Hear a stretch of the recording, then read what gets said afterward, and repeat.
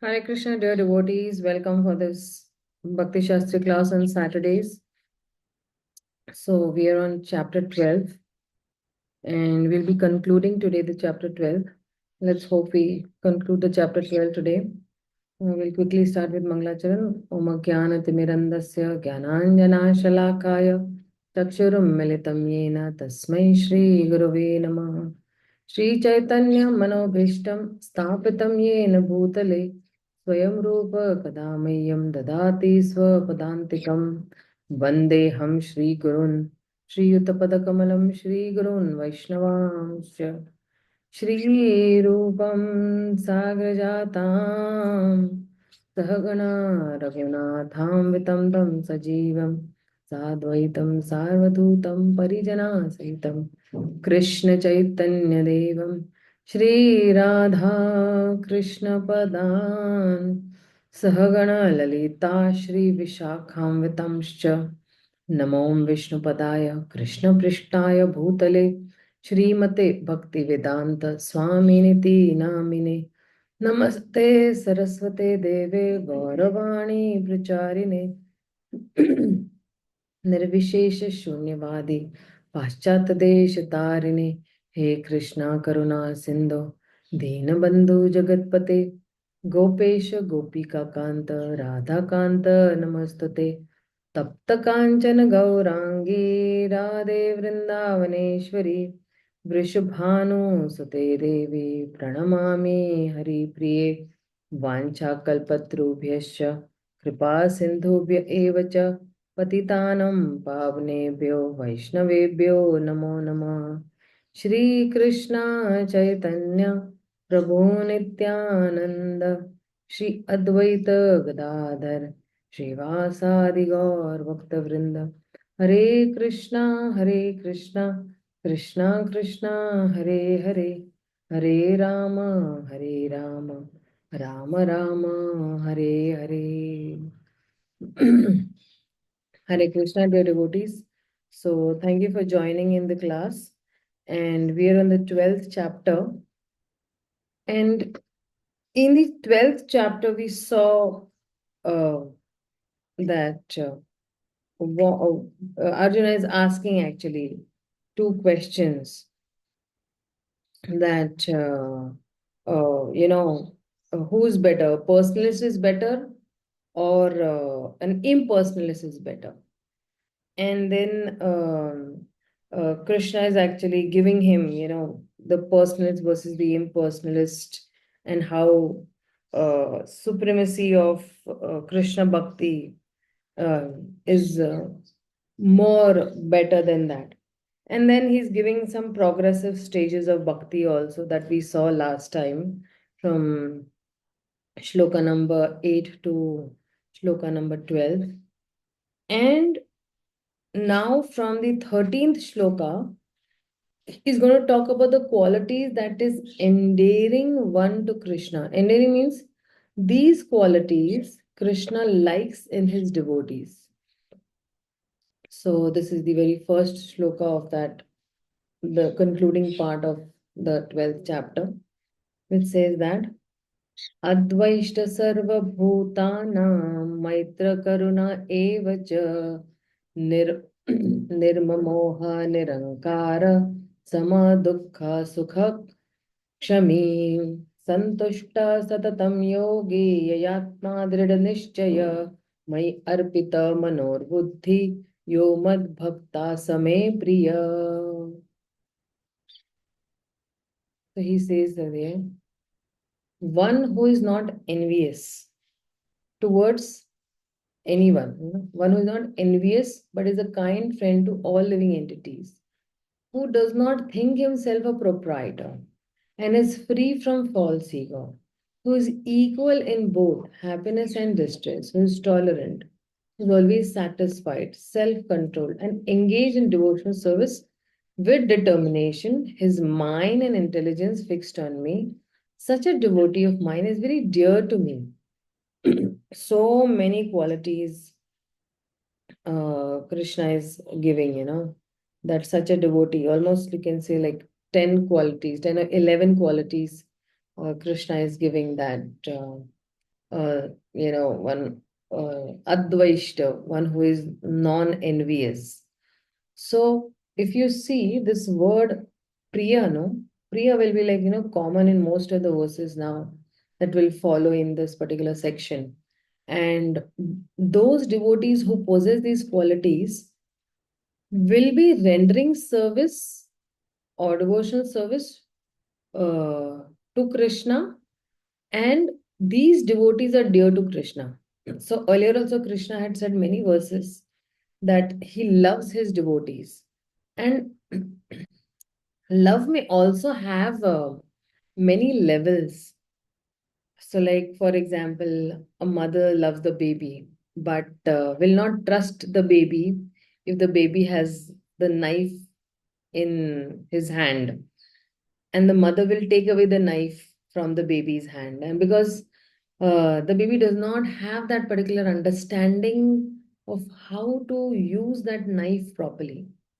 But the same baby, when the baby grows up, okay, to a elderly boy or a daughter, then he or she can use that knife properly.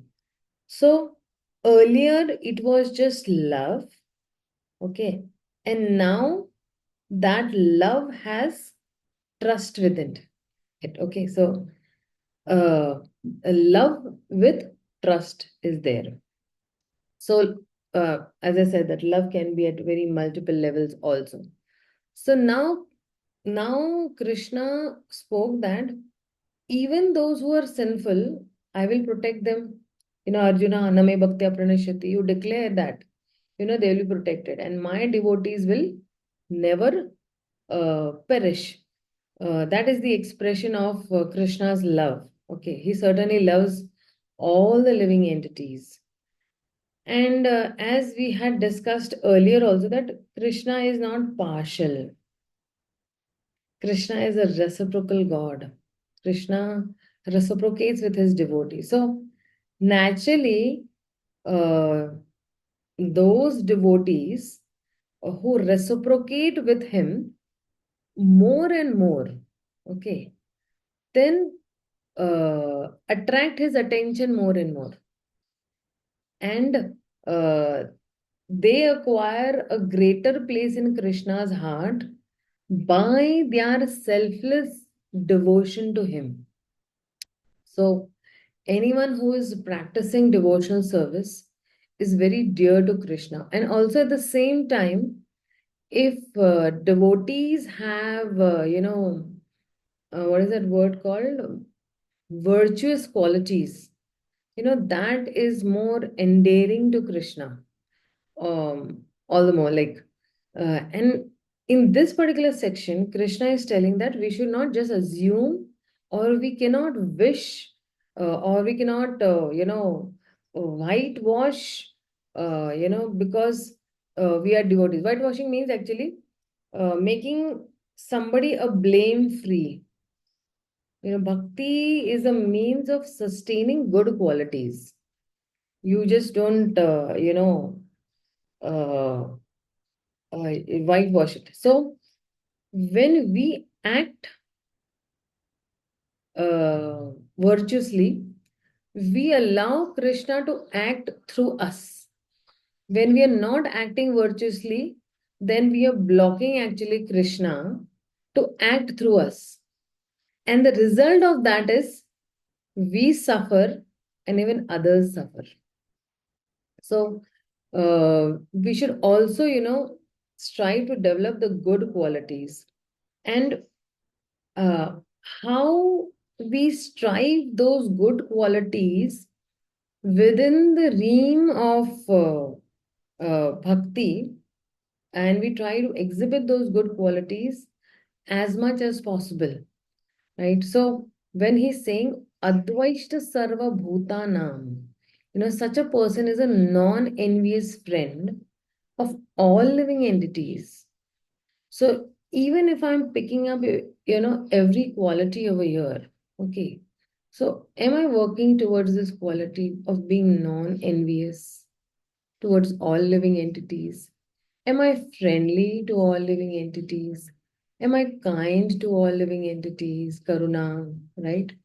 So when I say Maitra Karuna Evacha, so compassion and friendliness, why? Because we all are children of Krishna, and that is why we need to have compassion towards and friendliness towards all living entities. And then he's saying that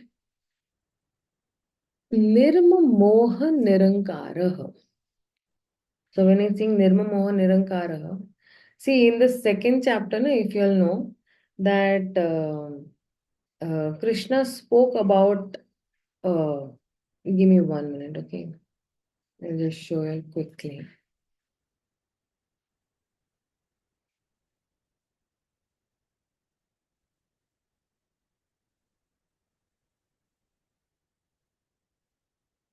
I'm not remembering the shloka, but I know the shloka number.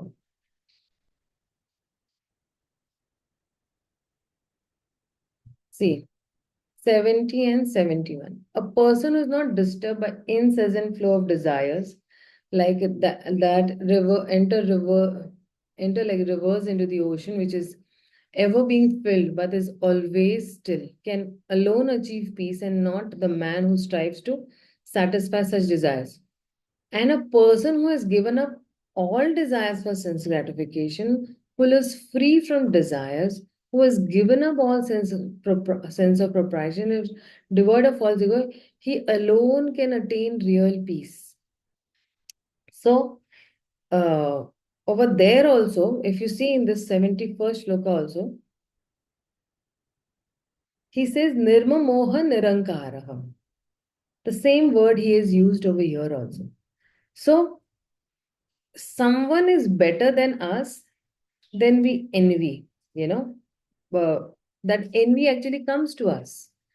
And a devotee understands that no amount of material things can make us happy. So our happiness does not depend on what we have, but it depends on what we do with what we have. Now, so a devotee also has a tendency to possess, but a devotee understands that ultimately this is the position of the Supreme Lord Krishna. Like, there is a bhajan by Srila Bhaktivinoda Thakur. He says that Atma Nivedana Tua Pade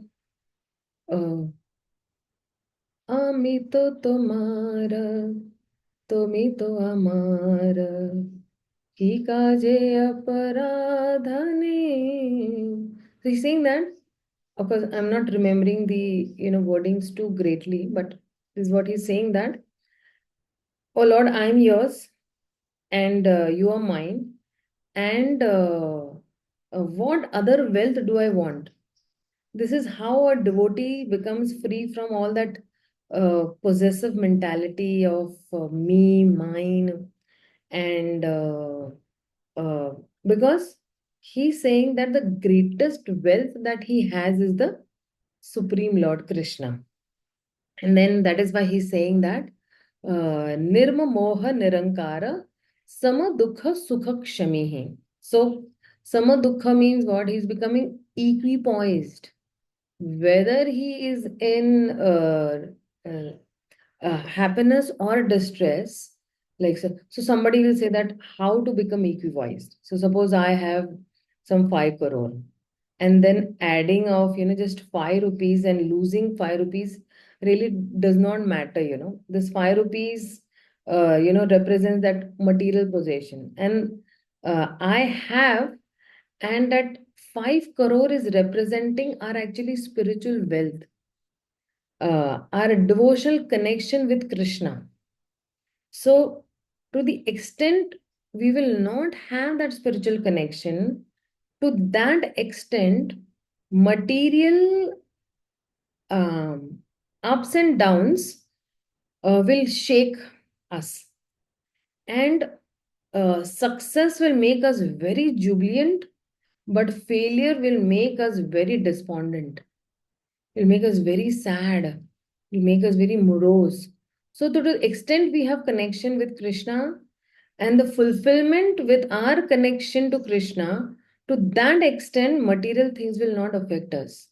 Something is lost, something is gained, we will be actually equipoised. So that is why saying sama, dukkha, sukha, kshami.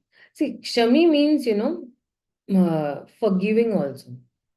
Kshama, like, when you say kshama karo mujhe, forgiveness. So forgiveness, so even if someone offends a devotee says there's no big deal about it, He says like, okay, ultimately, he has not offended my soul. He's offended only my body because he's still on the, he's on the soul level. And then he's saying that santushta. So sometimes somebody might say that Mataji, forgiving is very difficult, and it is very difficult because sometimes we have a lot of grudges of some people in the past, maybe friends, relatives, somebody who has harmed us, somebody who has doomed our business, somebody has doomed our relationships, and becomes very difficult. But let us understand that if we live in the past and if we live in the future, living in the past is in the mode of ignorance. Living in the future is in the mode of passion. But living in the present is in the mode of goodness. So if we try to live in the present, then we will be happy. Otherwise, the past will keep haunting us and we will not be productive for our own soul. Our soul that is there is hankering for Krishna, but we are just blocking that soul to go towards Krishna. So, those grudges we should learn to forgive. And if we cannot forgive, then we pray to Krishna that Krishna help me to forgive this person. Help me that because I have a permanent relationship with you, so you please help me to forgive that particular person whatever he has offended me. And now that person, and sometimes that person is not even living in this world, he's gone, right? And still we are not able to. But still we should pray to Krishna because sometimes of our false ego and because of our anarthas, these things keep on backfiring us all the time. So praying for that mercy of Krishna to help you, Krishna is definitely going to help you because he is he wants to help his devotees to come near to him. And a devotee thinks that yes, I have this anartha, let me seek help from Krishna. From there Krishna is also thinking that hey, this is very difficult for him to overcome, and he's asking my help, then I'm bound to help him. So Krishna, from that end, he tries to help us. So, you are taking some steps towards Krishna. Krishna is equally taking some steps towards you. And that's how, you both come closer to each other. Like so. And that is why this forgiveness, they say that to forgive is for your own peaceful existence. Thus, if you don't forgive, what is happening? It is burning you from inside. It is devastating you and your relationship with Krishna right from inside. So forgiveness is very important aspect. And like see, what I take classes, okay? Means I take English, math, science, and other subject classes over here, and that's my profession as such. So there are some devotees who come and who go also. They might not like my pattern of teaching as such. But in the temple, when I meet them very normally because two things I keep separately. My professional life, I'll keep it separately, and my personal life and my personal relationship with the devotees, I'll keep it very separately.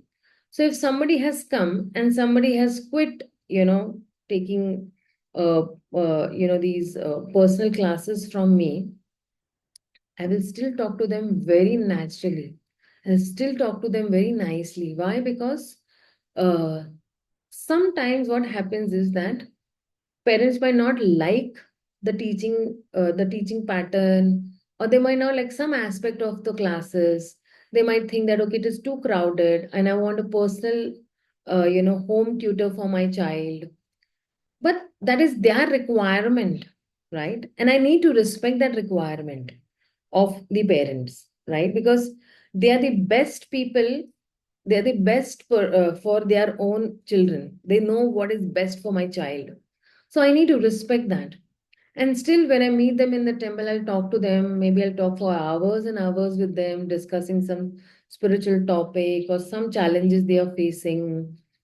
Even sometimes those who have left, they come and actually seek advice from me that, this is happening with him, with my child. What should I do? Because sometimes some psychological aspects also need to be taken care of children while they are in the growing age.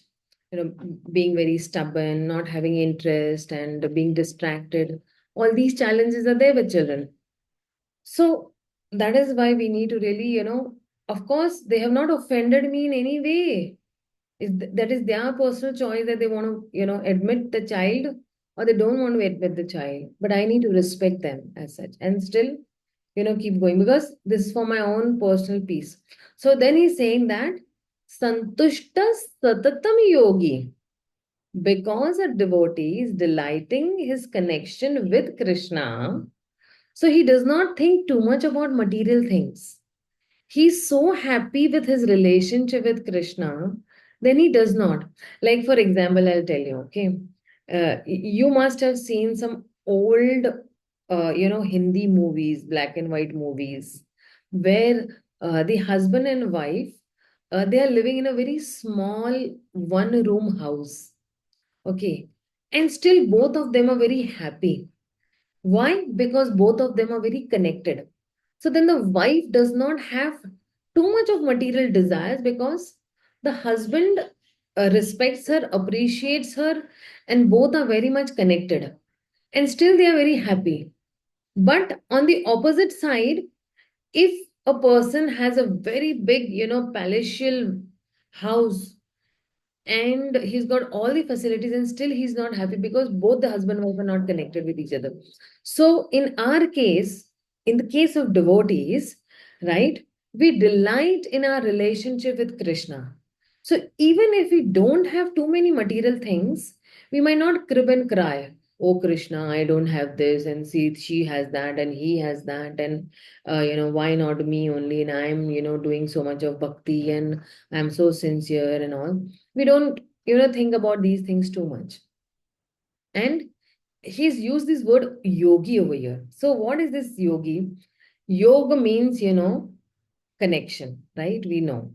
And yogi means only one who is striving for that connection with Krishna through this bhakti yoga process.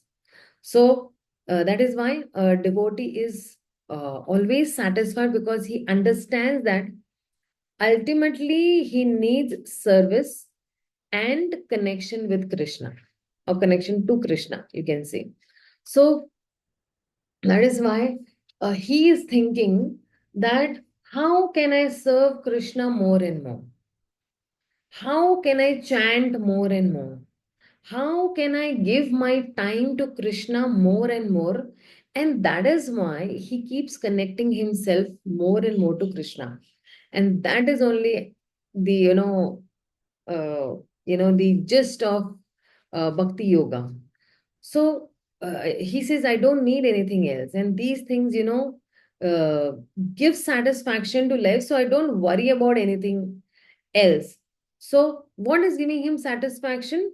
Krishna Bhakti is giving him satisfaction.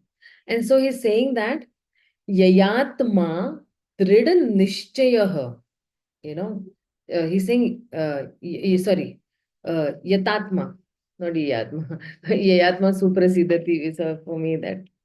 So Yatatma Drida Nishchayaha, self-control is there. So we should not think that, all these come very easily and very naturally.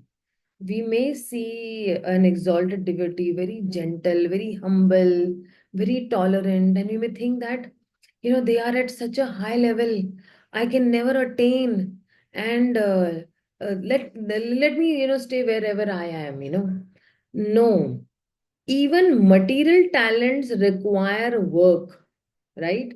Some hard work is required. Somebody wants to become a doctor, somebody wants to become a badminton player, a tennis player, a cricket player. All these things require, hard work. So, similarly, even spiritual qualities also need, practice, abhyas, on a daily basis. So, when these senior devotees, they went through it, they have to struggle, you know, in this life, or the previous life also. Similarly, even we also have to struggle, other than, those who are Nitya Siddha, devotees, they don't have to, struggle. But at least we who are sadhana bhaktas, we have to develop these good qualities, and developing these good qualities require hard work. A conscious effort is required. That how will I not be envious? Why should I not be envious? We can just journal also. We can just write it. I don't want to be, you can write it down maybe, I don't want to be envious to any living entity. Why? Point number one, two, three, four, and five. These are some five reasons I don't want to be envious to anyone. And then he's saying that, give me a minute.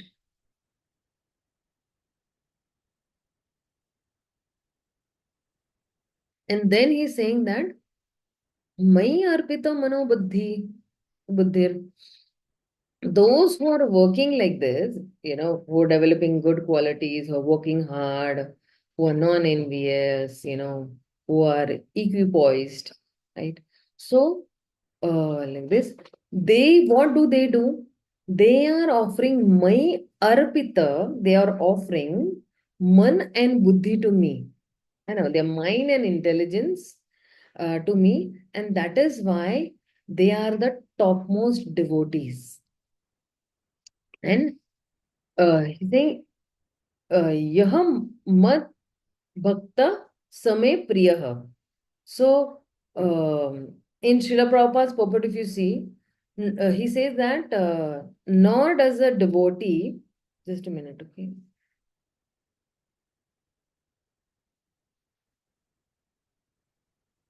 See, nor does a devotee become his enemy's enemy.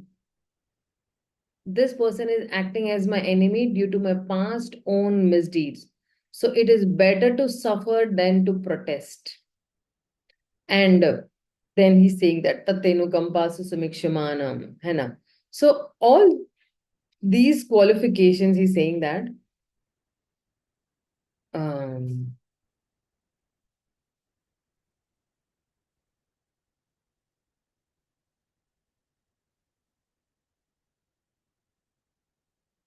all these qualifications enable him to fix his mind and intelligence entirely on Krishna.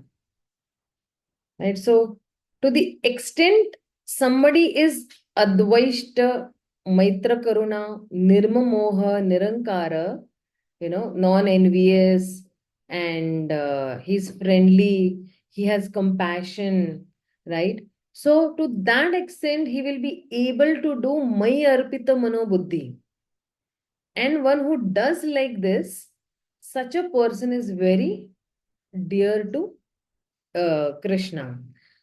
When he's saying this, Nirma Moha Nirankaraha, no sense of proprietorship and no ego. Such a person is very dear to Krishna. So these qualities are very endearing to Krishna because it is helping that devotee to connect with Krishna very easily. Okay. So let's see the next shloka. Sorry, we spent almost 30 minutes on this only, two shlokas. But this is important. This is really very important because if we try to understand this, we'll start working upon them also. At least even I can start working upon it. So I'm just talking about myself. Then he's saying that uh, uh, यस्मान्नोद्विजते लोको लोकान्नोद्विजते च हर्षम संसार भयोद्वेगैर् मुक्तो यः स मे च मे प्रियः. Okay, I just forgot to tell you all one thing, that the last two shlokas were the first shlokas that I had memorized when I came in ISKCON. Like my Shiksha Guru had given us that assignment, that next week when you all come, you both sisters, when you all come, you all have to memorize these two shlokas. So these are the first two shlokas that we had memorized when we were just new devotees at that point of time.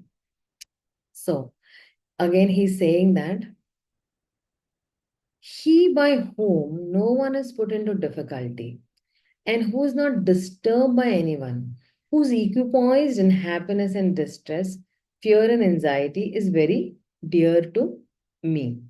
So he's saying that Yasman no udvijate loko. Okay. Somebody by whom people are not disturbed. Sometimes, people create a very big havoc and others are disturbed by it. And we are seeing in the society what all is happening. Somebody murdering, somebody doing something, somebody's, looting, somebody's raping, somebody's, killing somebody, somebody's looting, all these things. But by whom people are not disturbed means my actions are in such a way that the other person is not disturbed by my actions. And then he's saying that Loka nod vijate chaya, and who is not disturbed by people. Like something is happening, then you're not disturbed by other people also, by their actions towards you. So who's not disturbed by people. And then he's saying that um uh, Harsha, Amrisha, Bhaya, Udvega. So he's saying Harsha means, happiness. And Amrisha means distress. Okay. Bhaya is fear. Udvega is anxiety. Okay. So these are the emotions that agitates the mind. Why is Krishna mentioning these? Okay, happiness, distress. Happiness also agitates, no? Over happiness also agitates a person. Then he wants more and more and more, like, in the material sense. And then distress also, is agitating the mind, and out of distress, fear, anxiety. So devotees don't allow such things to come in between themselves and Krishna.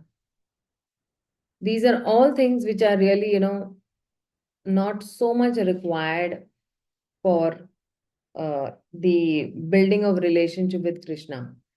And then mukta yah sa chame priyah. So a person who is mukta from all these things, harsha, amrisha, bhaya, udvega. So such a person is the mukta person. So sometimes, we may wonder that how does a devotee does not become agitated by anyone? And very, confusing it is that I don't get agitated. Sometimes we agitate people in preaching also. Sometimes take a book, take a book, take a book. He does not want, he wants to run away, and you're all the time, trying to catch him. So it's not that we should not preach. But or we should stop doing book distribution. But Prabhupada says that we should present them in a very nice way, and like so we should have that proper uh, you know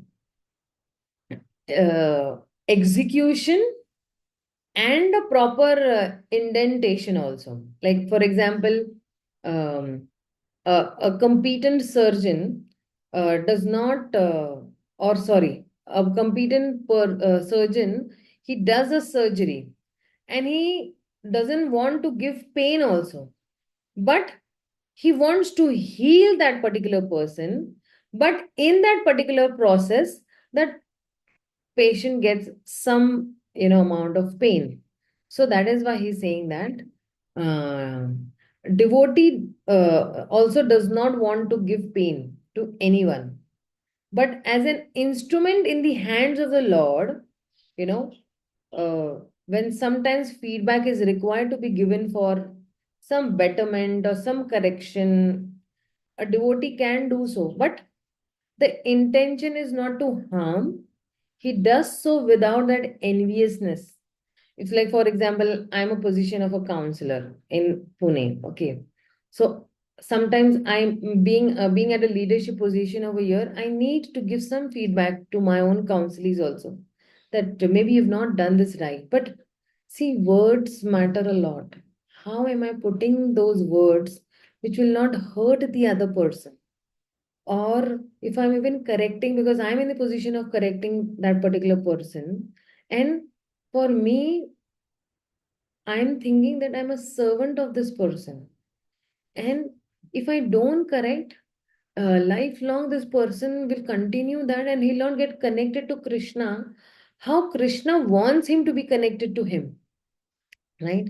So we don't envy people, we don't envy seniors, we don't envy juniors, we don't envy our peers, but we try to see that we are his well wisher. And if I don't stop this at this moment, uh, he, he will lose his chance to get connected to Krishna. So, with that compassion and praying to Krishna, we give them some words of wisdom, then it is going to actually benefit them. Otherwise, it's going to ruin them. Sometimes some people use such harsh words that that person does not feel like coming back into the Krishna conscious movement at all because of that one person's harsh behavior as such. So that is why we have to be very careful that uh, we don't harm their feelings, we don't harm their emotions, and our intentions are pretty much clear. Okay, let's go to the next slok, the 16th shlokas. Hmm. And then he says that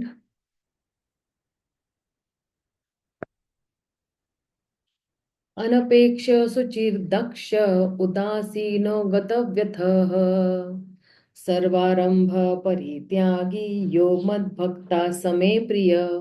Most of the lines will be yo mad same priya. Okay, so he's saying that translation, my devotees are dependent on ordinary course of activities, who is pure, expert, without cares, free from all pains, and not striving for some result, is very dear to me. And she's saying anapekshaha. Anapekshaha means, see, when you say paksha means, paksha is partiality or a group. Anapeksha means what? One who does not take, any sides. He's neutral, right? So, and Srila Prabhupada also says that devotees do not have to take part in any theopolitics also. Means doing what we wanted to do something in the name of religion. So he's saying that Suchi Daksha Udasinaha. Suchi means clean. Cleanliness means we know. Prabhupada always says that external also and internal cleanliness also. And Daksha means expert, The spiritual master is Daksha, we say, right? Sakshatari Dvena Samasta Shastra. No, sorry, what is that?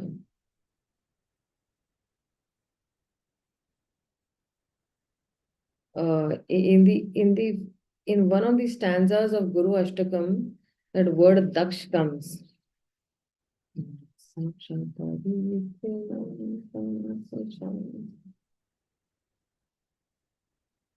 तत्रादिदाक्षात् अतिवल्लभास्य वन्दे गुरो Shri चरणरविन्दम. So Daksh is expert. devotees expert in doing that allocated service to them from the spiritual master. That's called daksha. You know how expert you are. The spiritual master has given us some instructions and how expertly we actually do that. And then he's saying that udasina, gata vyataha. So udasina means devotee is not very much attached to any material thing. So that is why he is free from that care, right? And gata vyataha, freed from all distress, which means what? He has given up the tendency of lamenting. He has given up lamentation, right? And then he's saying, Sarva Arambha Parityagi. So one who gives up the desire for sense gratification, Parityagi, renouncer. What we have to renounce? We have to renounce our sense gratification only. That is why renunciation means only the renunciation of our sense gratificatory tendencies.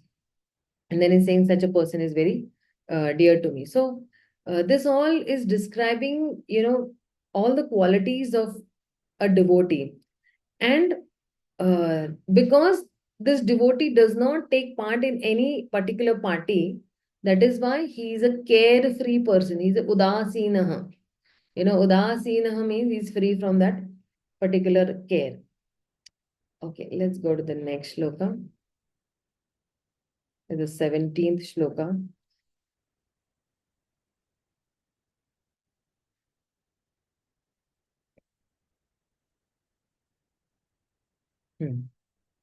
यो न रिष्यति न द्वेष्टि न सोचति न कांक्षति शुभाशुभ परित्यागी भक्ति मान्यः समे प्रियः.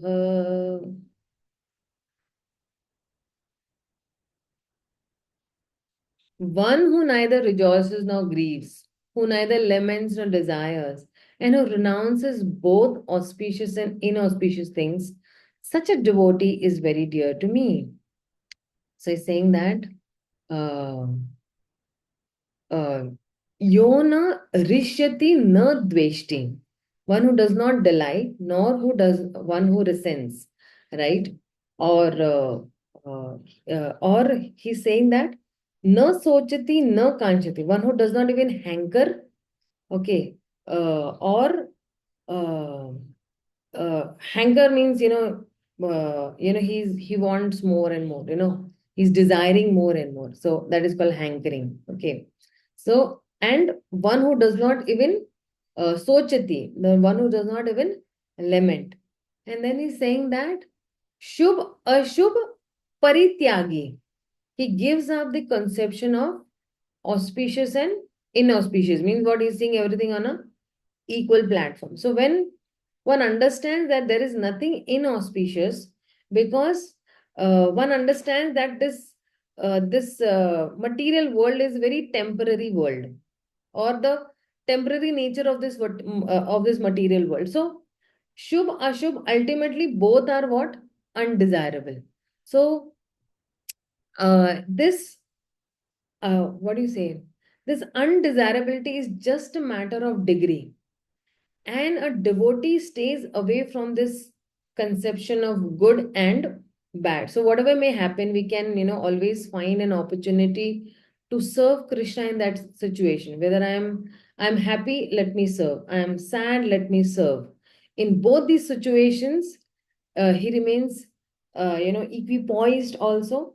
And he says that, okay, good times have come. Let me, worship Krishna more.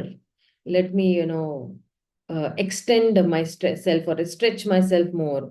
And bad times have come, so let me stretch myself more than the good times. So this is how positively the devotee takes. So whatever may happen in a devotee's life, he always finds an opportunity to serve Krishna in that particular situation.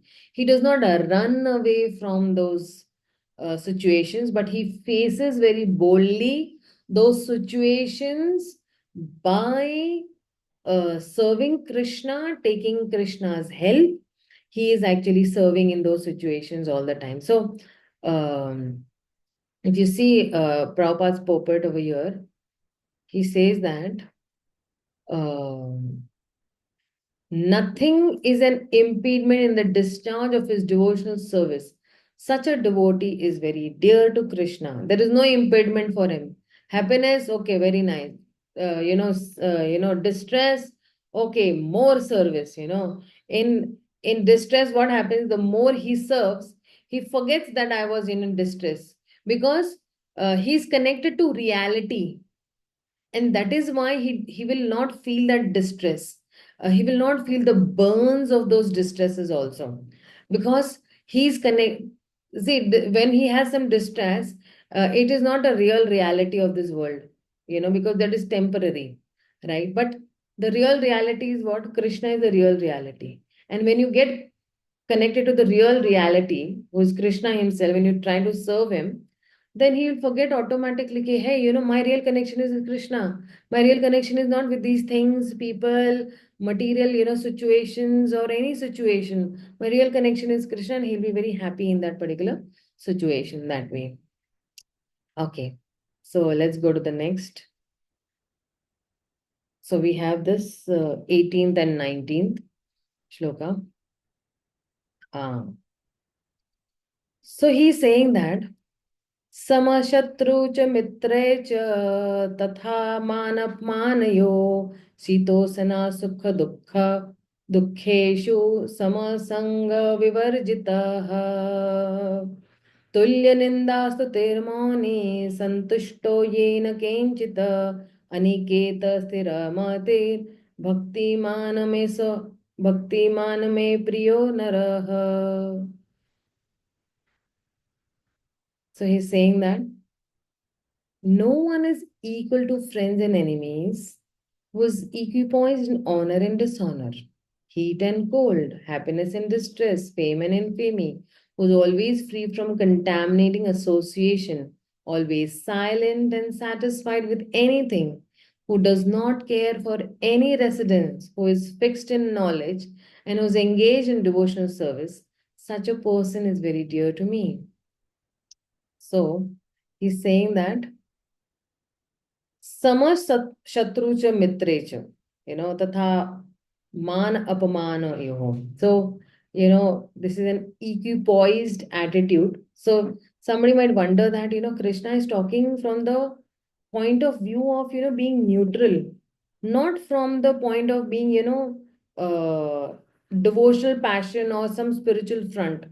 But see, what we are talking, this is from a wrong perspective, because of that inadequate understanding that I have over here of how a spiritual culture is timeless, and it can be applied practically in all current times to come, right? So that is a challenge, and a devotee recognizing that spiritual happiness is very much eternal.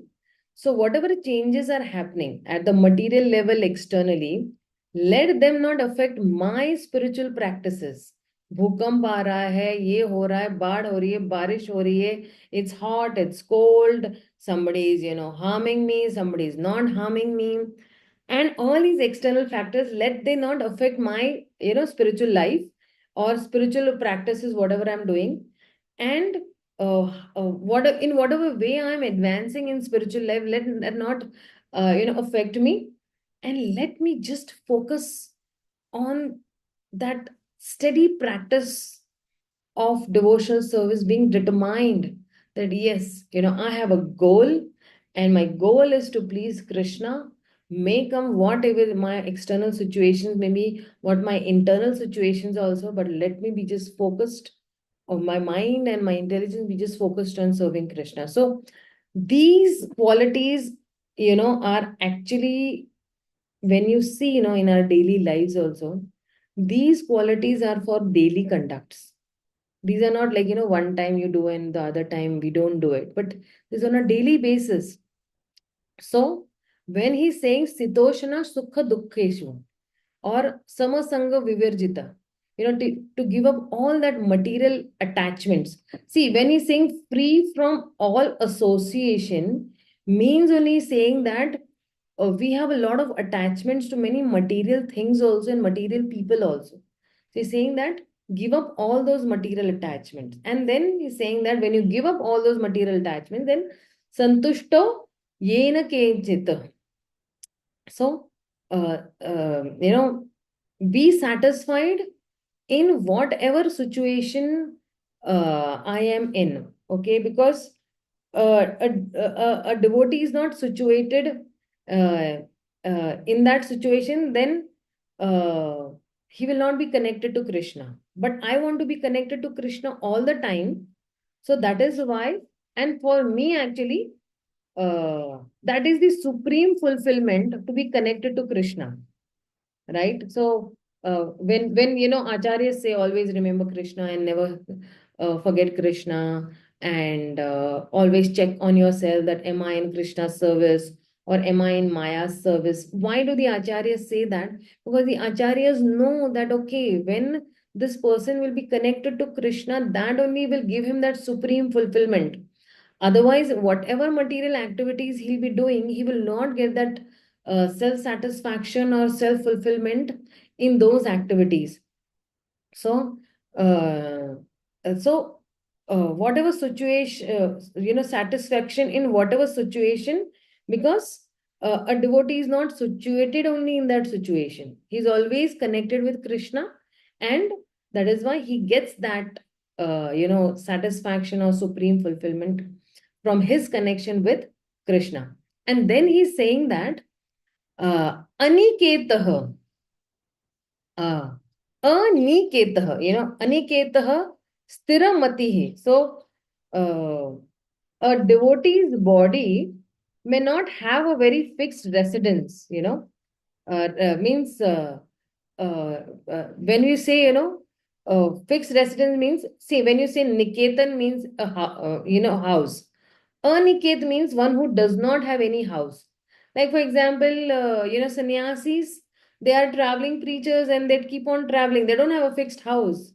Jahan bhi mila bhai, from this temple to this temple to this grihastha's house to that grihastha. So, a devotee does not have a house, but that time, a devotee, as I told you previously also, has an inner house. And that inner house is aniketah.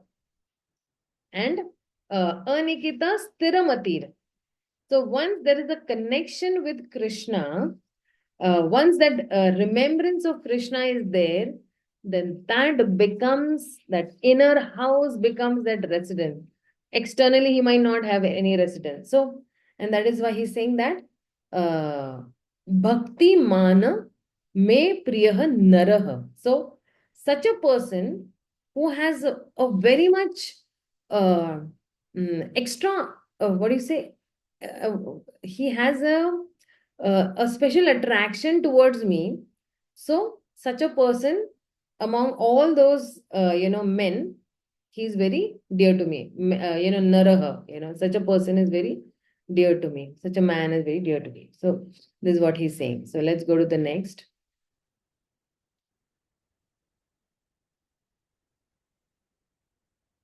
So, next he's saying that this is the concluding, what do you say, shloka.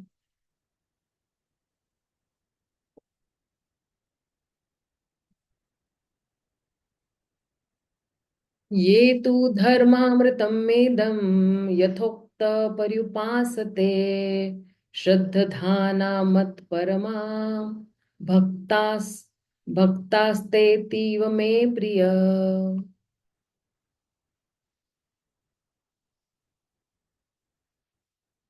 So those who follow this imperishable path of devotional service and who completely engage themselves in faith, making me the supreme goal, are very dear to me. So he's saying, because see, after describing, all these, Krishna goes to the very last verse of this chapter, and then he's going to, summarize everything, like, from Maya Vesho Manor, fixing my mind and towards, Ye tu dharmatmanam idam. He's actually going to summarize. So he's saying that um, Ye tu dharma amritam idam. So when he's saying that, idam means this. What this? Dharma amritam.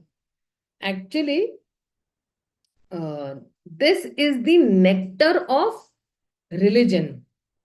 And yathoktam paripashate. So whatever I have spoken and anybody hears and he understands and he worships.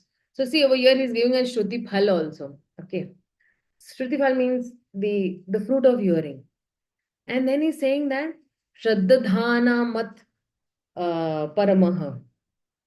So and he's saying that Bhaktaste tiva me priyaha. Such a devotee is most dear to me and he is very greatly dear to me. See, he's saying ativa, very, very, dear to me. But Krishna, see how, like, that is why we say that Krishna is a person and he also has his way of reciprocate, his unique way of reciprocating with every devotee uniquely. So, if you see the first verse of this chapter, was that Arjuna is asking the question. And in the second verse, when Krishna started answering, he has used that Shraddhaya Paryopetasa. Okay. And the last verse also, he's using the same word, Shraddhadhana Mat Paraha. Right. So, Krishna started with something very similar and thought on Shraddha and so he started with Shraddha and he's ending also with Shraddha. So Shraddha means what? Krishna is saying that you need to have faith and uh, bhaktas te tiva me priya. So such a devotee is very dear to me. So when he's saying that ye tu dharma amrita, that is nectar of religion that is there, it means that that this when I follow such a religion, I will become purified, I will become elevated, I will become liberated also, because uh, one has heard that one starts worshipping with Shraddha uh, understanding Krishna to be the supreme goal. And what makes a devotee dear, that there are many things which is possible, like the way the devotee speaks, or the way devotee acts, or the way the devotee, delivers something, or the way the devotee deals with different people. So, but the most important thing in that devotee is faith. So, there are many acharyas who have, explaining that they're explaining this word called Tivain, because when he's saying that Bhaktas te tiva me priyaha, when he's saying this, so many acharyas have explained it in a very different way, because uh, acharyas say that one who accepts that principle of devotional service and he starts practicing with faith. So it starts with Shraddha, Adau Shraddha, Tatha Sadhu Sangha, Tatha Bhajana Kriya. So faith is a great quality. Faith makes the Lord happy on us. If I have faith only in Krishna, and not to any demigod, not to any person. I have, a thak faith in the words of my spiritual master and Krishna. Now that faith makes Krishna very happy. So, oh, she's fixed or he is fixed. He has faith in the words of the spiritual master. He has faith in the words of the Supreme Lord. So to the extent one is practicing that spiritual path, to that extent that devotee is advancing in his spiritual life. So, when we recognize this very fundamental point, then this the devotee will start practicing all his devotional acts, whatever he is doing, whether he's reading, whether he's chanting, whether he's serving with body, mind, words, right? So, uh, and that person with that particular faith is very dear to Krishna. So, when I am practicing some devotional service and I'm practicing with faith, so in pure devotional service, then uh, I am very dear to Krishna. The Supreme Lord is saying. Of course, currently I'm not dear to Krishna because I'm still on the path of becoming dear to Krishna, but it's just uh, a way of telling.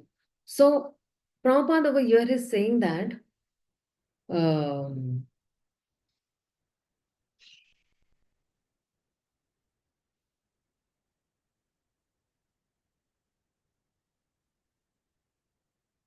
he said something over here which I just forgot.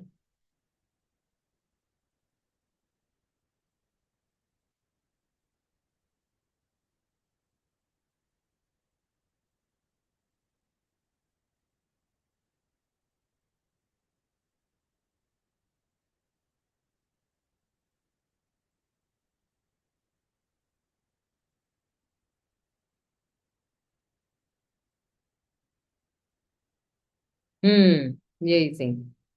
One need not bother about materials to keep body and soul together because by the grace of the Lord, everything is carried out automatically. बेफिक्र हो जाना, like, right? So uh, even in the material world, if you see, the companies, the government, they also provide perks and extra facilities, like they'll provide medical facilities or transportation. So that if a person is working there, he need not have to be, worried about other things. So if one does his work properly, that implies taking care of all the other needs, right? So a devotee understands that if he serves Krishna, then other things will automatically be taken care of. And in this way, a devotee stays fixed wholeheartedly in devotional service towards Krishna. Even if one does not have much good qualities at the moment, it does not really matter. We can practice bhakti and aspire for these, elevated devotional services. And in the path of, devotional service, we will develop these qualities and we will become dear to Krishna. So if we see, there are many symmetries also, like, chapter 7 and 12, are the bhakti section, and now the bhakti section is ending over here. So the bhakti section started from 7.1, from Mai Asakta Mana. You remember? It was a very long purport that Prabhupada had written. And over there, he had we had discussed from the Bhagavatam, many shlokas from the second chapter of the first canto. And then he's saying that Mai Asakta Manaha, means you fix your mind on me. And then this 12th chapter, it is ending with Bhaktas Tetiva Me Priyaha. He's very dear to me. So the highest level of bhakti is to constantly fix the mind on Krishna. Krishna is saying that. And in that sixth chapter also, in the end also, if you remember 6.47, he says that a yogi goes through, many stages of yoga, and he comes to a very elevated stage. But the most elevated yogi is the one who is fixing that mind on Krishna. And that alternative way of to attain that perfection is fixing that mind on Krishna through actually bhakti yoga, which from chapter 7 till 12 has been discussed. And from the next chapter, what will Krishna talk about? He will talk about Jnana Yoga. Yeah. He'll talk about Gyan and how this Gyan will culminate into Bhakti Yoga. See, currently, when we are learning Bhagavad Gita, of course, even I am learning Bhagavad Gita in your association, and I'm very grateful to you all that I'm also able to learn something in your association. So, this gyan we have taken, and this gyan only will culminate into bhakti. This gyan only will bring us more and more closer to Krishna, because ignorance is hell. If we are ignorant about Krishna's name, form, qualities, and pastimes, then that is irrelevant. So, if we look at the middle six chapters to understand what is happening, is that the seventh chapter is called Knowledge About the Absolute, in which Krishna introduces us to how he pervades in the material world, and how different people surrender him directly, indirectly, and how some fools deride him, and some approach him with inquisitiveness, and many other categories he's describing. And the seventh chapter is providing us some intellectual foundation also, that how to lead a life of devotion, and that how Krishna's position is the highest. And in the eighth chapter, Krishna is emphasizing, give me a minute.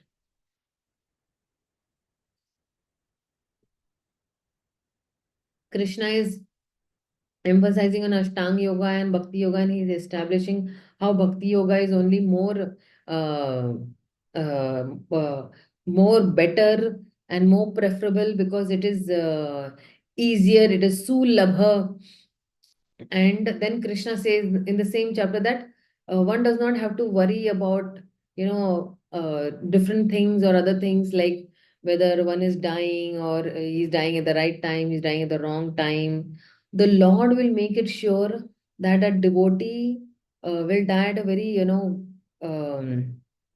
the Lord will make it sure that the devotee will work out right. And in the ninth chapter, Krishna focused on the most confidential knowledge, so of pure devotional service, which is works in very various ways. He's glorifying devotional service, and he's first he's describing his position first, and then the various kinds of people, the Mayavadis, the Ananya Bhaktas, and the three kinds of Gyan yogis, and uh, uh, uh, ekvatvena prithaktvena buddha. And then how one elevates beyond his inherent faults and other faults, and how devotional service is easy to perform today.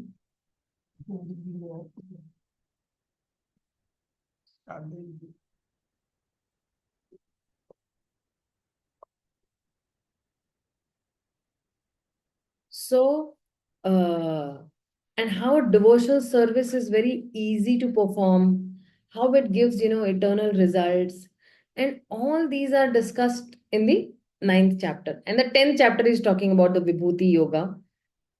And so, uh, and, you know, when he's talking about this Vibhuti Yoga, before this, Krishna talks about how it is so rare to know about him, about Krishna, and how we, living entities can know about him only through Bhakti Yoga, which attracts his mercy. So through Bhakti Yoga, if you approach Krishna, then it is attracting his mercy. And then we saw the Chatushloki, Bhagavad Gita, and after that, Arjuna speaks, and he's not questioning in the mood, but he's in an acknowledging mood. And Arjuna is able to, transcend from that darshan, which is there in that 11th chapter that we saw, the uh, Vishwarupa. And then the 10th chapter also shows that, Krishna pervades the nature and Krishna accepts, Arjuna is accepting Krishna's glory. And, he wanted to help these materially minded people and think of Krishna. So the 11th chapter, reveals about the Virat Roop of Krishna. And the 11th chapter conclusion is also Bhaktiya. He says Bhakti is the best way. And in this 12th chapter, he gives another conclusion that Bhakti leads to Gyan or Gyan leads to Bhakti. So at this point, Krishna says that practicing Bhakti is better than practicing Gyan, which means that worshipping the personal aspect of Krishna is far better than worshipping the impersonal aspect of Krishna, because that impersonal aspect is very difficult to practice. And then Krishna, discussed about accommodating people who are not doing some devotional service at very multiple levels. And now this section that we saw, the different qualities, if we develop these qualities, it is very endearing to Krishna. So in this way, this Bhakti chapter section, ends, and the next chapter is beginning with Arjuna's question, so that, see from the fourth chapter also, which was the main discussion, where Arjuna begins with, the questioning that, and Krishna actually stops speaking. So, in this way, Bhakti is established, and Arjuna will begin another chapter. From the 13th chapter, another question will start. And then Krishna will start talking about a Gyan Yoga and how Gyan will lead to Bhakti. So, this is what this section is all about. And in the Subodhini, what I am seeing is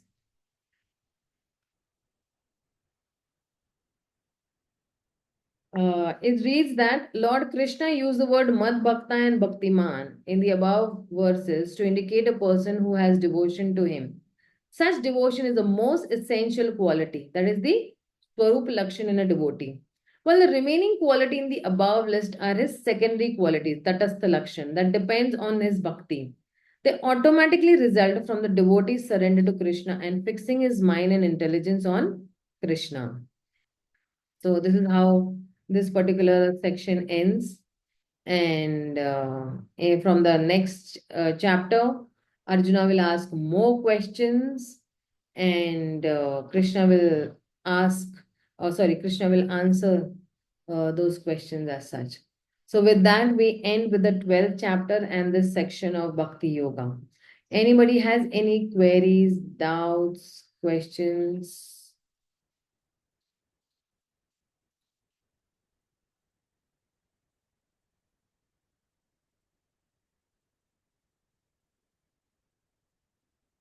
Okay.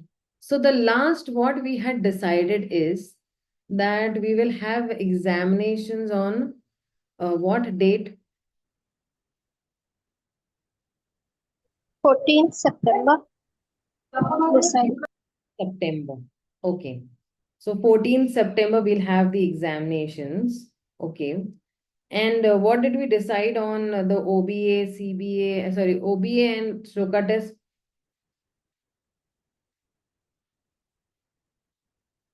Did we decide on that? Shloka test you decided on 21st September, but one Prabhu was saying that there was a confusion. I don't know whether it was decided that Okay, let me let just Shloka see. be on 21st was decided. 21st. 21st of decided. September was decided. Yeah. That's a Sunday, right? Oh, that's a Saturday. Okay, fine. Sorry. So 14th will be the CBA, Okay. and Shloka test will be on the 21st. And let's keep 21st September Shloka test and OBA submission also. Right? Mataji, close book is on 14, Mataji. Sorry, closed book, not open book. Closed book is on 14th. Okay. And open book and shloka test will be on the 21st of September. Okay. So this is what. And you all have the questions for the OBA for this particular unit? हरे कृष्णा माता जी। हाँ बोलो बेटा। माता जी, जो shloka test है और open book है वो प्रीपोन या पोस्टपोन हो सकता है क्या? Why? माता जी, I'll be in Vrindavan, Krishna willing, Srimati Radharani willing. Yeah, you can continue with your Vrindavan this. You can give it because for one person we cannot prepone and postpone. Na, you are the only one going to Vrindavan. Others are not going to Vrindavan, right? Mataji, I have a request. My Hmm. father's surgery is on 13th September. So Okay. can I give it together on 21st? OBA and CBA both. Because his surgery is on 13th. If I have to be there on 14th, then it's difficult. But if not, I'll try for sure. Okay, fine. That is still granted Okay. because it's a genuine reason. Fine. Okay, Mataji. Thank you. I will be there also on 21st of September. Okay, fine. Then you can give on 14th then. 14th को Okay, shloka Mataji, will they do. पाओगे आतिमा? Okay, Mataji. 14 को आप After सकते हो Shloka test दे. after a closed book, we can give the shloka test, right? Yeah. Okay, माता जी, will do. But I'll stretch myself that much, not a problem at all. Okay, if somebody is feeling that 21st को नहीं देना है and you'll want to give it on the 14th shloka test, you all can give on the 14th also. ठीक है ना? That much I will that much वो तो क्या उतना टाइम तो निकाल ही सकते हो, कोई भी निकाल सकता है वो वाला time. And you all have the shlokas, right? You all have 14 shlokas this time. Yes, Mataji. I'll again resend, the shloka ka also, so that, it becomes easy for everybody and it's a reminder again. I have resend everything, whatever we discussed right now on the WhatsApp. Because, well, doing that only I was typing. So you all have 7.5, 14, 9, 7.19, then 8.5, 8.16, 9.2, 9.4, 9.14, 9.25, 10 है ना. So you all don't have anything after 11th chapter. Imagine. So how merciful the devotees are that 11th and 12th का कोई भी श्लोका नहीं है आपको. From 7th, 8th also 2 only shlokas. 9th maybe just 4 or 5, 6, 7 shlokas are there. 9th. माता जी जो भी है टफ ही है माता जी compare to last time. No. See, if you see, now see, when you go to the gym, okay, when anybody goes to the gym, what will the trainer do? The trainer will say, okay, please, only 2 kgs. है ना? 2 kg का उठाओ. तो अरे बहुत easy है ये तो. So, Ishopanishad, we had only 2 shlokas, right? Then afterwards, the trainer thought, okay, now, 2 to 12 हो जाएगा. So, the last time we gave 12 shlokas. Now they know that your capacity is good. So now the 14 shlokas have been given. And then the Lord is very merciful. In the next section, only 9 shlokas are there. He said, okay, Bhakti Yoga, you fared very nicely. So let me give you some discount. So in the next section, you'll have only 9 shlokas. And after that, Nectar of Devotion, only 4 shlokas. That's it. Finish.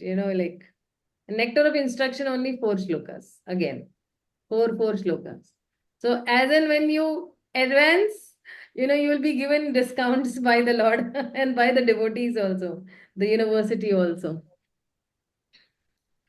Fine. So I think this is we are clear with it. Anybody has any queries, doubts on this thing? Matsyendra Prabhu has, I think, something to clarify. No. Perfect. Everything is perfect. Yeah. Yeah, because Krishna is perfect. So all the activities related to Krishna also will be perfect only. So, yeah. Anybody else has any queries, doubts, questions? माता after examination only we will go for 13th chapter, na माता जी? See, after examination, that is 21st September के बाद, we will try to resume from 28th of September. Okay, for the 13th chapter. Okay, we'll try our level best that we, resume on 20th, because then again, Kartik month starts from the month of October as such. So, we don't want to stretch it, as such more, because the 13th to the 18th sections are very big sections. Especially the 18th chapter is a very big section. 18th chapter in itself will take 2-3 months, because 70 plus shlokas are there in that as such. So that is why we need to be more, not taking more holidays. Sometimes, it becomes very difficult, and I need to take some holidays. We have 78 shlokas in the 12th chapter. So that's how. Anybody has any doubts, queries, more clarification on this? Sucharita Mataji, Mohana has not been attending. What is the problem? She's not able to. Yes, Satri, I will tell you in person what has happened to her. Sure. Yeah, I'll call you up and tell you. Yeah, sure. Definitely. Okay. So I wish you all the best. See, in case even while studying, you'll have any doubts, or you'll need to clarify something, you can put me a voice message. I will definitely, reply you on the voice, because I think voice message becomes more easy. I can answer in details also as such. If it is really burning, you can call me up also, and you can ask me also. And but maybe this, just let Janmashtami, just let Janmashtami go after the 26th. 27th is Srila Prabhupada's appearance day. After 27th, you might just call me anytime. I'll be able to answer. And not on the 30th, because 30th also Maharaj's Vyas Puja is there. Guru Maharaj's Vyas Puja. And then all these dates, you can call me anytime after Janmashtami. Okay. Srila Prabhupada ki jai, Gaur Bhakta Vrinda ki jai. I wish you all the best for your examinations. Flare nicely. And I will definitely tell you also what will be the paper pattern and how many marks, weightage is there for every question. So how will you answer them also? That also I'll give you a general idea on the WhatsApp group. Okay. Answers also for closed book exam. Answer no, how can I give answers? Answers तो आपको ही ढूंढने हैं ना. You only have to find these answers. No, the university will not do too much of spoon feeding for us. Okay, Mataji. Srila Prabhupada की जय, गौर भक्त वृंद की जय, हरे Thank Krishna. you, Mataji. Hare Krishna. Janmat Prabhu. धन्यवाद. Thank you, Mataji.